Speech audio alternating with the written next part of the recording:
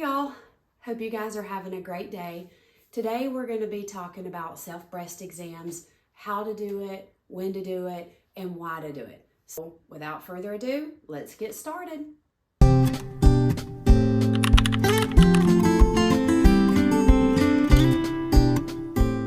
When we talk about doing self-breast exams, why do we do a self-breast exam? We are checking our breast tissue for any changes that may need to be followed up or checked out or assessed or further testing done on. When is the best time to do a self-breast exam? I usually recommend to my patients 7 days after their period to make sure that they're consistent with the timing and they're doing it at the same time each month. What you're looking for. You're looking for any new abnormal lumps and bumps that weren't there before, any nipple discharge, skin changes, anything that throws you off. And if your significant other notices something different that you don't notice, don't brush it off, don't dismiss it, follow up. Talk about doing a self-breast exam.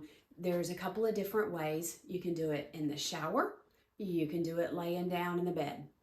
Whichever way is most comfortable for you is perfectly fine. And you're going to just make sure that you're consistent with doing it. In the shower or laying down, before you do either one of those, you want to look in the mirror. Look at the breasts. Make sure that your skin is nice and smooth. There's no color changes to it. There's no texture. And one thing I mean by texture, make sure that the breast tissue, the skin, doesn't start to look like that of an orange peel. That dimply, tough looking appearance. Make sure you don't have any nipple discharge. Look at your nipples, look at the areola, which is the dark area around the nipple, and make sure that you don't see any bumps, lesions, any changes.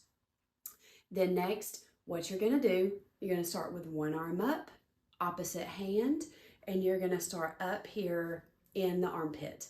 So up here is what we call the tail of Spence, which is where the breast tissue terminates in the armpit, for lack of a better term. And when you raise your arm up, it stretches this tissue out and you can feel a groove right in there. So you want to just kind of follow that down. Make sure you don't feel any lymph nodes, any little bumps or pea-sized shaped firm spots. And then when you get there, you're going to come over to the collarbone, which is this bone here, and come across all the way to the breastbone. The breastbone is this bone that runs down the middle of your chest where your ribs connect.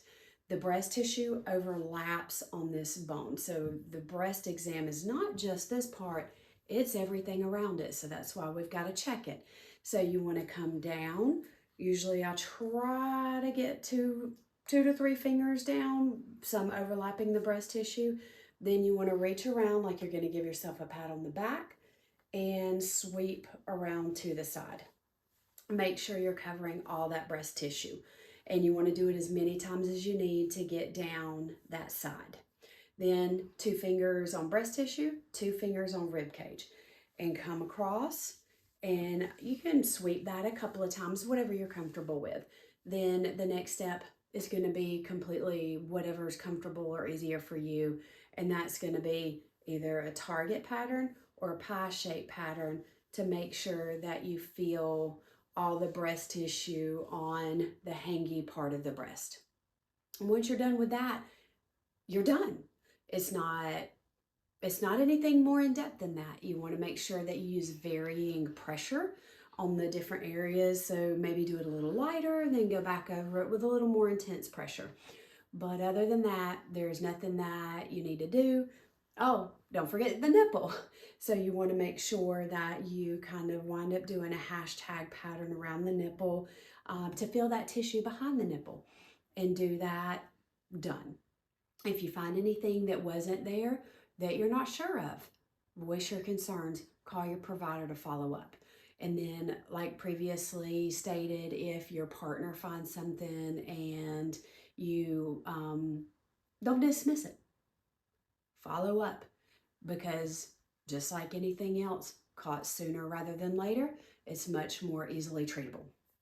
Well, I hope this was informative, and if you guys would like to keep seeing content from me, like and subscribes, and share this with a woman that you feel like it may be beneficial for her to see this, to know how to do a breast exam.